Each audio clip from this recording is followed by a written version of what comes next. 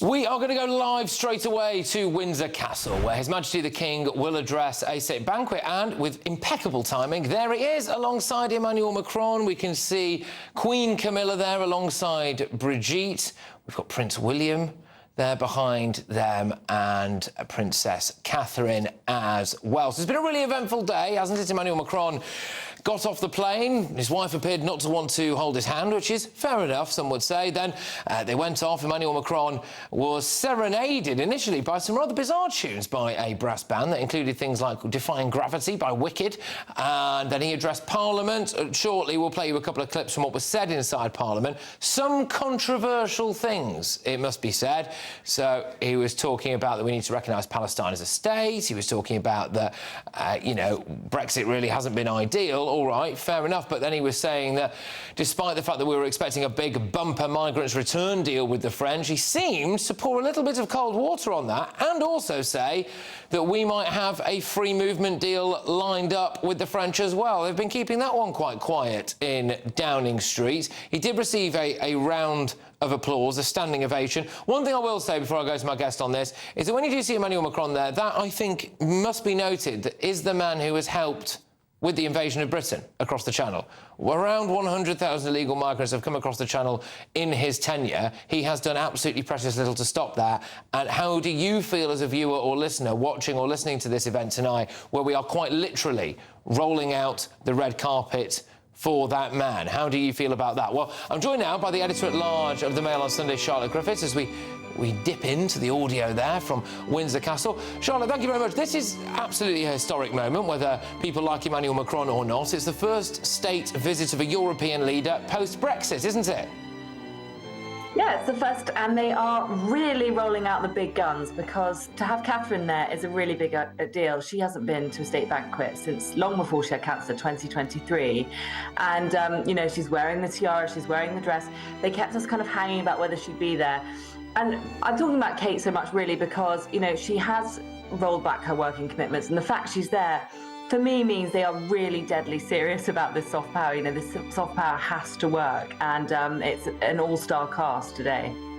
It absolutely is, and the King is expected to deliver a speech in just a couple of minutes' time. Do we have any idea about the kind of thing that he might be saying?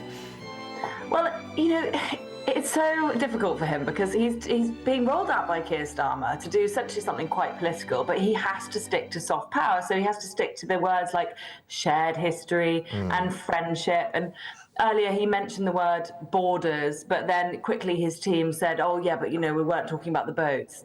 It's very difficult for him, but really this is just the kind of scene setting ahead of the political stuff to come tomorrow and the day after.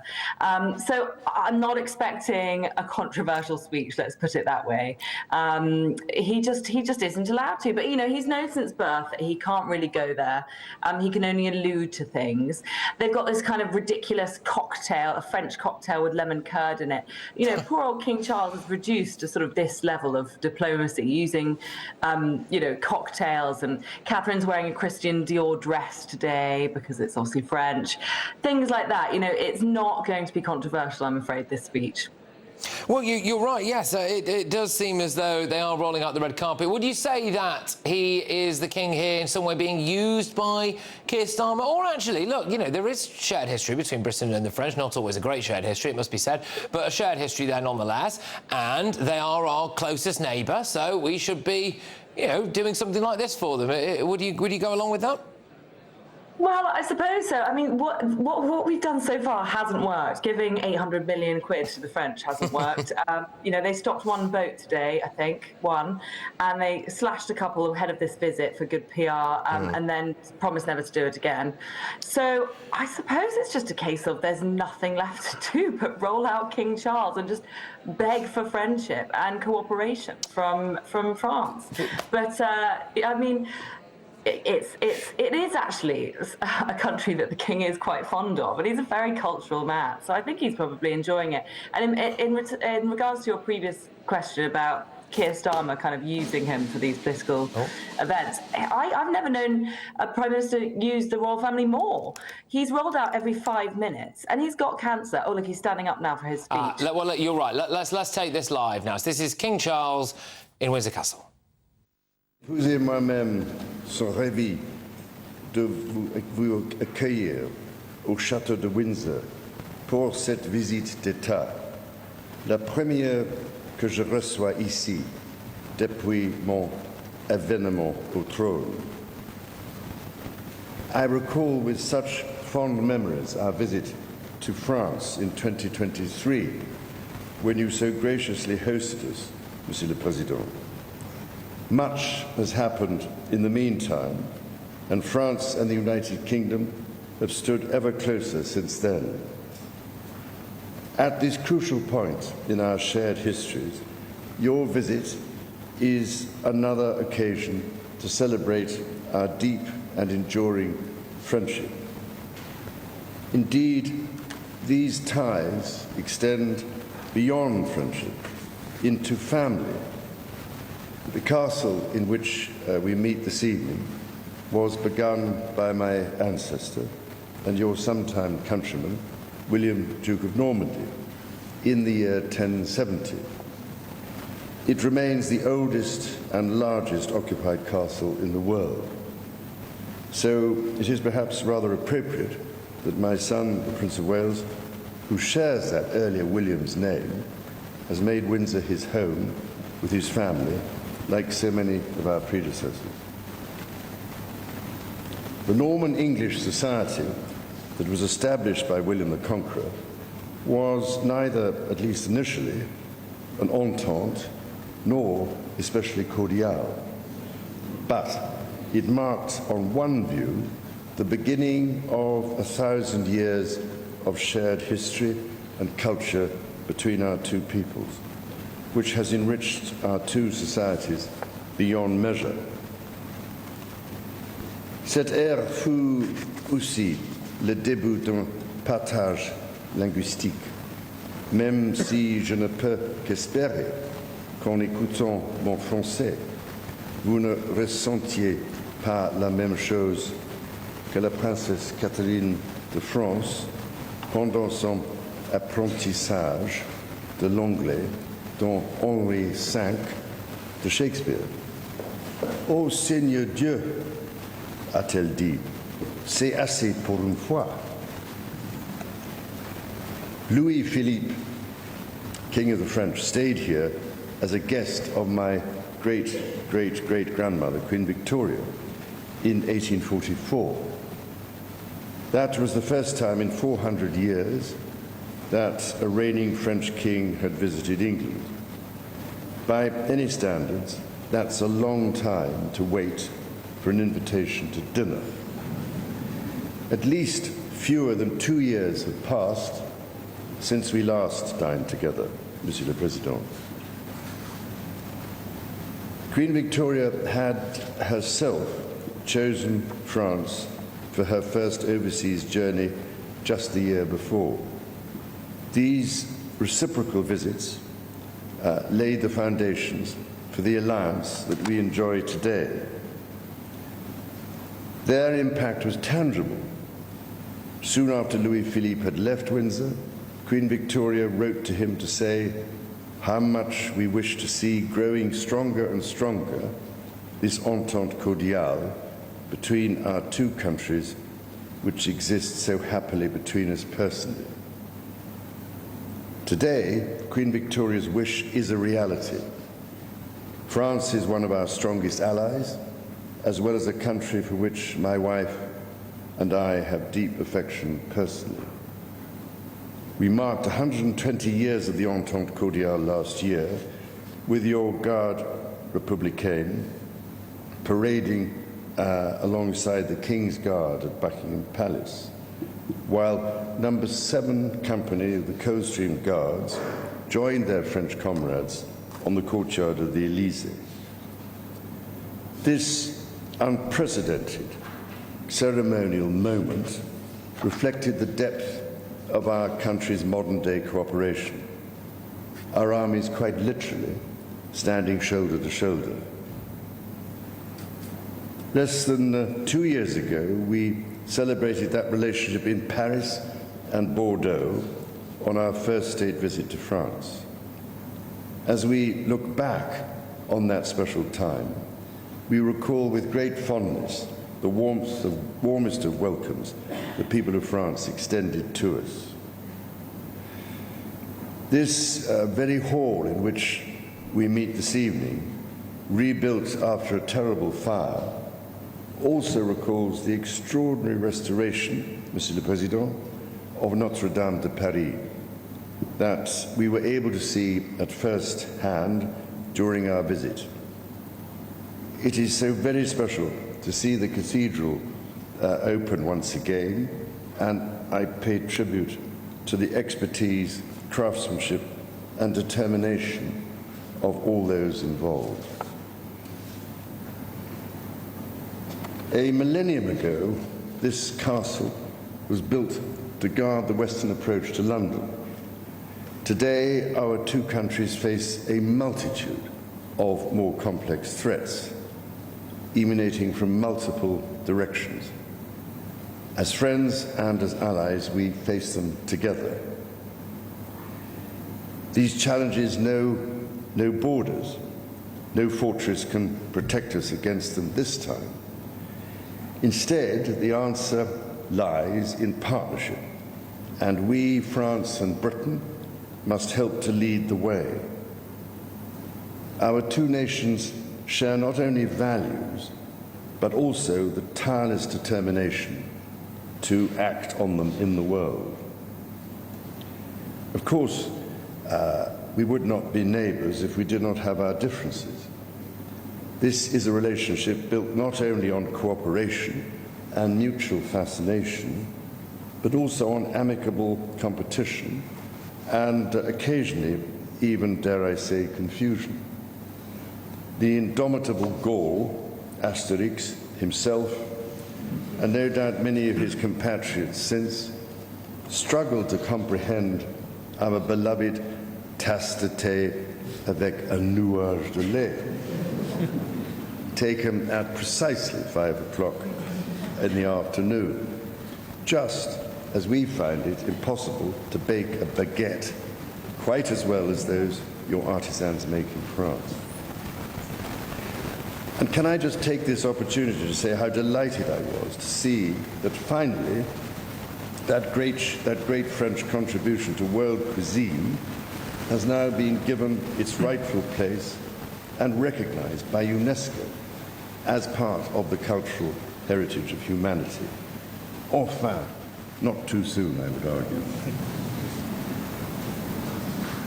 In 1960, President de Gaulle said, "The English are the English. That is not their fault." Indeed, some of our differences are so profound they may never be overcome. But we have made remarkable rapprochements in other areas. This evening, we are about to drink English sparkling wine made by a French champagne house. This would have been scarcely believable to at least some of our predecessors. Mais avant tout, nos cultures sont, après 1000 ans ensemble, profondément liées.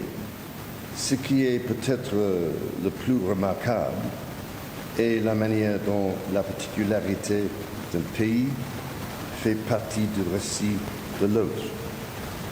Depuis des siècles, nos citoyens se sont admirés, se sont fait rire et se sont imités. Nous avons échangé des idées, du mode et de la musique. Quand Monet brossait le brouillard londonien, quand Jane Birkin, la plus française des Britanniques, chantait le français, ou quand Thierry Henry marquait un but à Highbury, l'alliance était parfaite. Et pour ma part, toute ma vie, et lors de mes 36 visites dans votre pays, j'ai admiré les extraordinaires attributs et exploits de la France. Son art de vivre, sa cuisine et son vin, ses réalisations dans les sciences l'ingénierie et la médecine. Son excellence dans des secteurs comme le luxe, l'aéronautique ou le space, son exquise architecture et sa grande littérature dont les écrivains ont influencé la pensée du monde entier.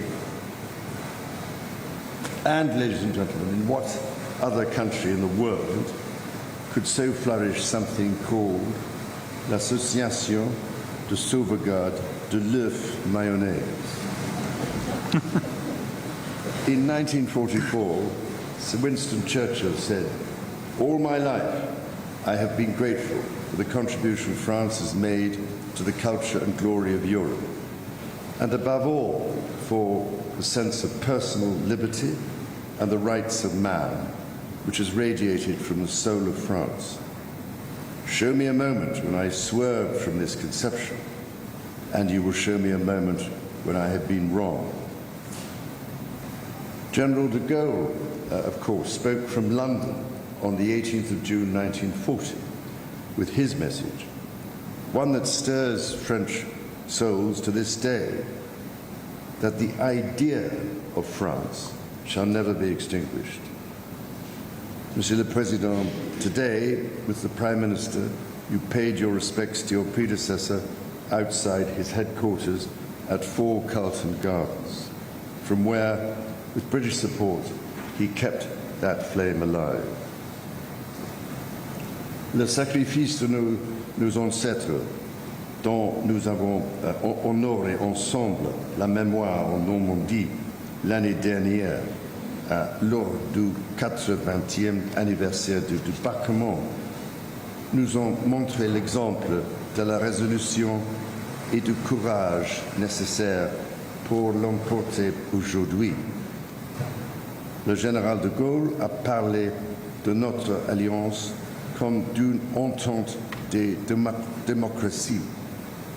Je crois fermement que l'amitié entre le Royaume-Uni et la France est essentielle à la préservation des libertés et de la paix en Europe. Monsieur le Président, the summit that you and the Prime Minister will hold in London this week will deepen our alliance and broaden our partnership still further. Our armed forces will cooperate even more closely across the world, including to support Ukraine, as we join together in leading a coalition of the willing in defense of liberty and freedom from oppression.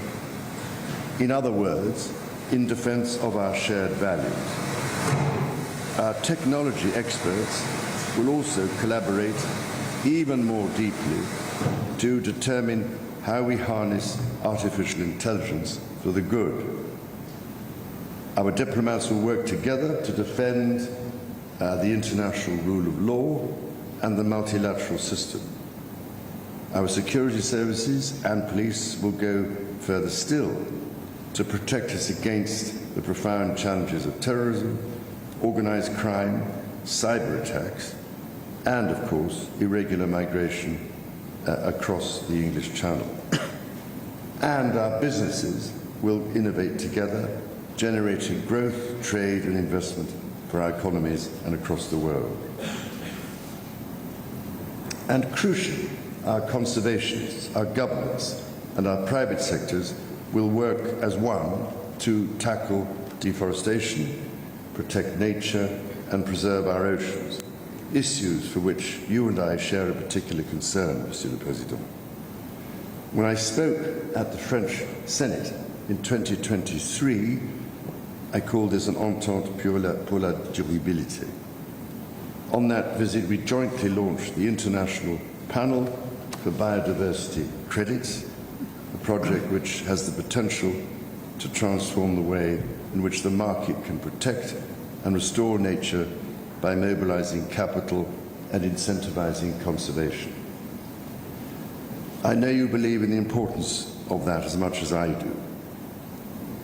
In ways like this and many others, I believe at this crucial moment at which the very future of our planet hangs in the balance, the UK and France have a critical role to play together.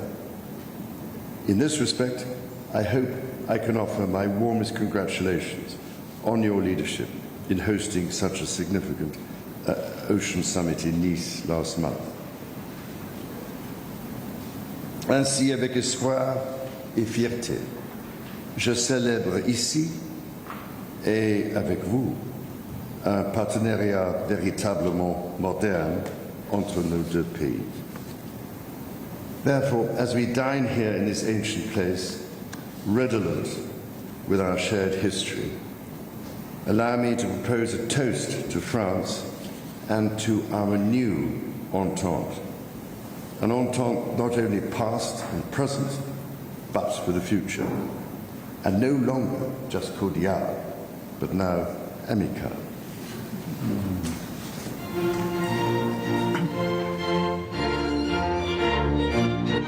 OK, so that was King Charles there, giving a speech in both English and French. We're going to wait for Emmanuel Macron just to summarise, really, I think, the most meaty things from King Charles' speech there. He mentioned about shared partnership between Britain and France when it comes to Ukraine, artificial intelligence. He said that our diplomats are going to work together to defend the international rule of law.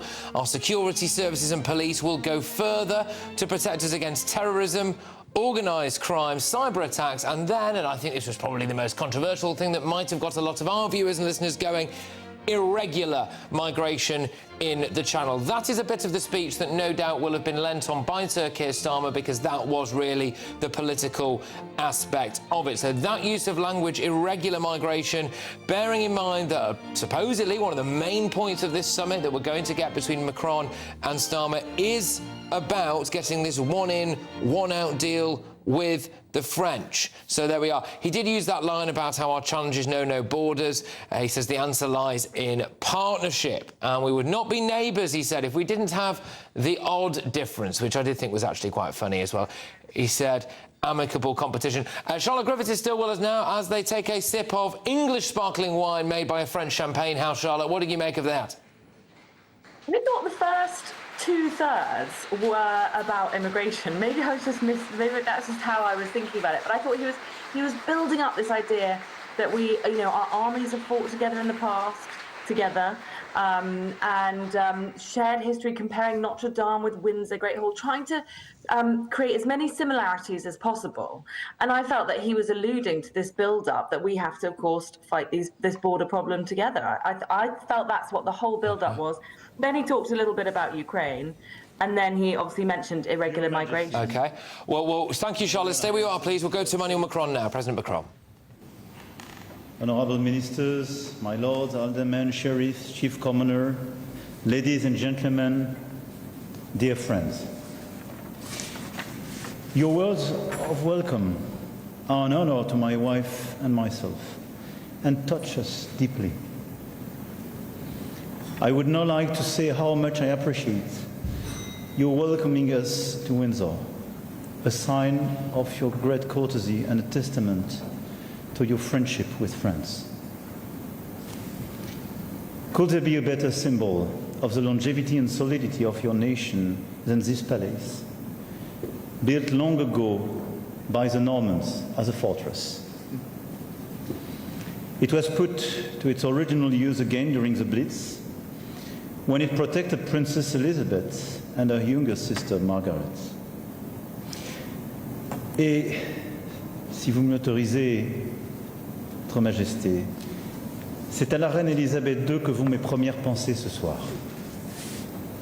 Les Français ont porté à votre mère, la reine, une admiration et une affection authentique, qui fut, je le crois, réciproque. Car elle parlait notre langue, comme vous, sire, aimait notre culture, nos chevaux, et qu'aucun autre pays n'a eu le privilège de la recevoir aussi souvent que le nôtre. To you, she was your queen. To us, she was the queen. Permettez-moi d'ajouter que l'attachement de mes compatriotes s'adresse aussi à votre personne. Votre combat pour l'environnement et la biodiversité, au nord comme au sud de notre planète, votre détermination à valoriser la qualité des produits agricoles, votre résolution à défendre et renouveler les métiers et savoir-faire issus de la tradition si utile d'ailleurs à la reconstruction de Notre-Dame que vous venez d'évoquer, et avant elle, à ce même château dans lequel nous nous trouvons, sont en France autant de motifs de plébiscite pour vos engagements. Et sachez, Votre Majesté, que quand vous êtes monté à la tribune européenne pour défendre les fromages au lait cru, vous avez définitivement gagné tous les cœurs français. Face à ceux qui préfèrent la fadeur aseptisée à toute forme de prise de risque à la table de leur repas comme à celle des nations, notre commune défense du camembert ou du roquefort devient le manifeste, je puis dire, d'une certaine idée de la civilisation. Plus sérieusement, c'est une élégance, une constance, une habitude du cœur, comme disait Tocqueville, que nous aimons en vous. Cette affection que nous portons à la couronne anglaise n'est pas le moindre des paradoxes d'un peuple français, je le rappelais tout à l'heure à Westminster, qui aime les monarchies sincèrement, tant qu'elles sont chez les autres.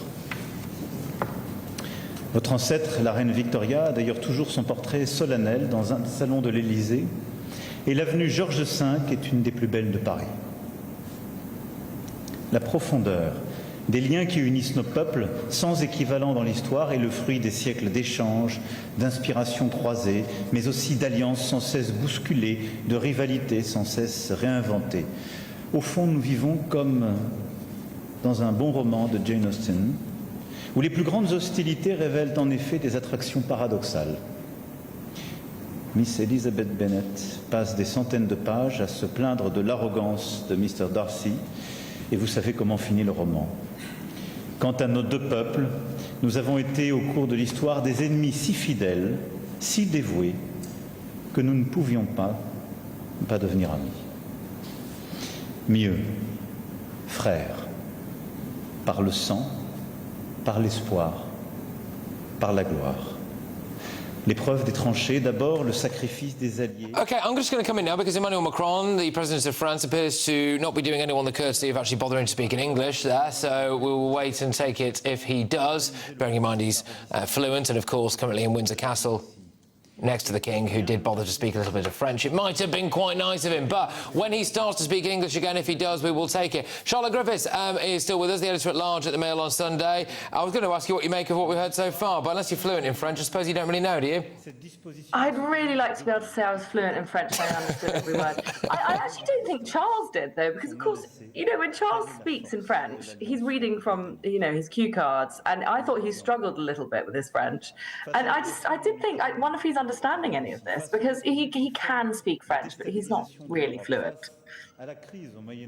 OK, yes. Let's dip back in then. Look, we're going to wait and see if he does start speaking English. We will take it again. But what do you make then of some of the political substance to what King Charles said there? And will he have been guided by Sir Keir Starmer? Talk of mutual cooperation in Ukraine, artificial intelligence, organised crime, terrorism, and crucially that line there about irregular immigration across the Channel. For sure, Keir Starmer will have had a hand in that. And of course, don't forget this whole event is scene setting, buttering him up, getting him ready for when they actually get down to business at Downing Street tomorrow with lunch and beyond at the summit.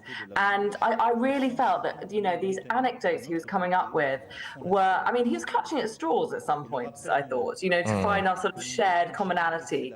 And then he even had to allude to the fact that, you know, neighbours often basically bicker, but we just got to get on. I felt he was saying, look, once you're united by a common enemy, even France and England, we've just got to get along.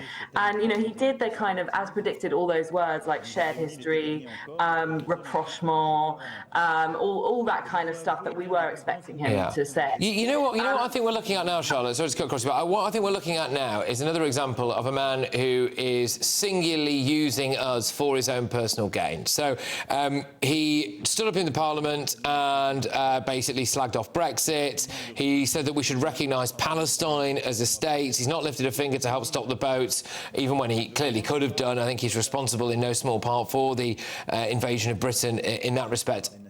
And now, currently, yes, still speaking in Windsor Castle, knowing that this will be beamed out to everybody in France in French, not doing anybody in that room the courtesy of speaking in English. Does this just show you why maybe this whole thing and this idea that we are buttering Emmanuel Macron up has been a little bit pointless? I do wonder whether it could be incredibly embarrassing at the end of this summit, you know, in 48 hours' time, if we come away with nothing. It will be so embarrassing and so humiliating to the king to have been kind of rolled out like this in the middle of his cancer battle. And as you say, the signs do seem to be pointing towards him pouring cold water onto this one-in, one-out deal. And as you say, the fact he's not speaking in English at all, I mean, the odd word here and there, I mean, I think I understood the word Darcy, you know, and he's cracking out the odd joke, but he did speak in English at Parliament today, so that's something. Yeah, indeed. I'm just going to check back in and just see if he's, I believe he is still speaking in French, I think. Shall we? Yeah.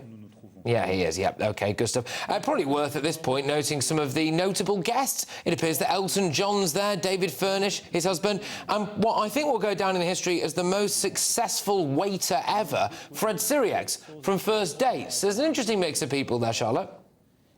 I love Fred from First Dates. I suppose we don't have that many famous French people here. And there's also Kristen Scott Thomas. But I do think the show-stopping appearance is William and Catherine. And Catherine earlier wearing Christian Dior as well.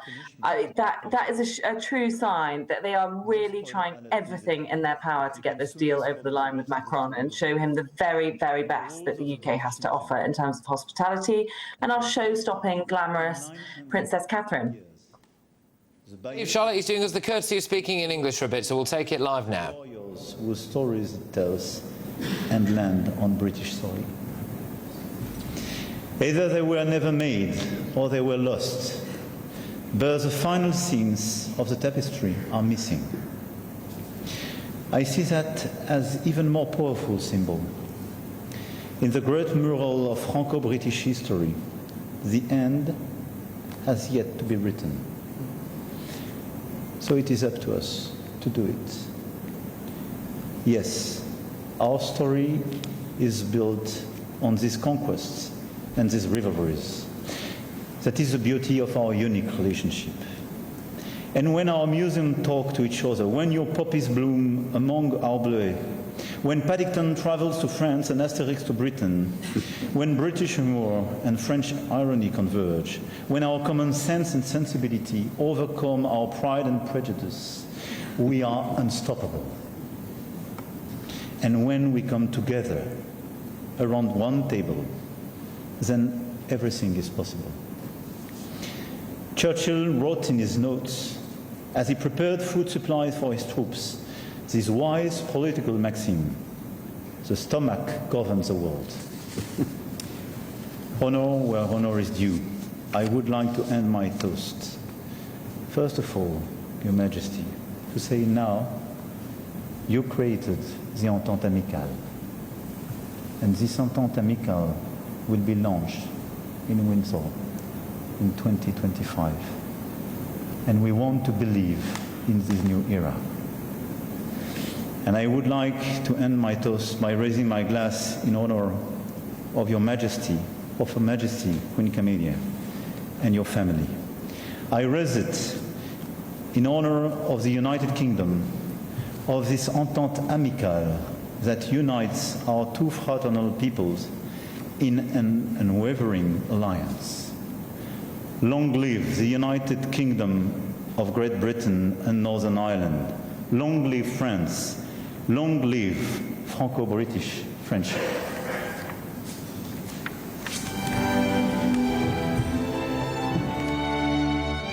Well, that was Emmanuel Macron there speaking in Windsor Castle. I'm just going to go straight to our panel. Thank you, by the way, for Charlotte Griffiths, the editor-at-large of the Mail on Sunday, who did some stellar stuff for us there. But I am joined by Esther McVeigh, Alex Armstrong and Jonathan Liss. And Esther, I'll start with you. Is this entire thing a little bit of a humiliation for Britain or not? I don't think you should look at it like that. I mean, I'd say, my goodness, isn't our king doing a lot of work? He's been over to France, he's here now hosting people, he'll have Trump coming forward. I mean, he is doing his bit and reaching out.